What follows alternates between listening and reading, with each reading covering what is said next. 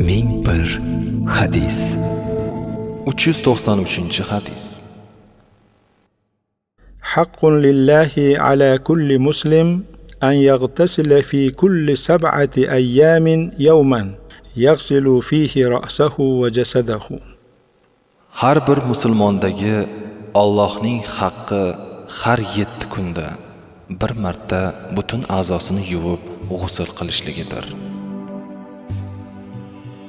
Har bir musulmon kishiga vojib ekan 7 kunda, ya'ni bir haftada eng kami bir marta yaxshilab yuvinib olishi, boshini, butun badanini, butun vujudini suv bilan yuvishlik.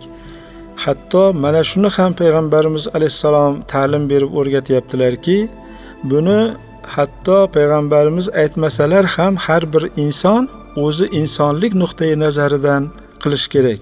Zero inson doimo terlab turadi, harakatda bo'ladi, insondan har xil narsalar chiqib turadi. Shu narsalarni Allohning ulug' ne'mati bo'lgan suv bilan tozalab, ozoda bo'lib yurishlik bu juda ham savob, ham insonni moddiy manfaatiga ham dalolat qiladi.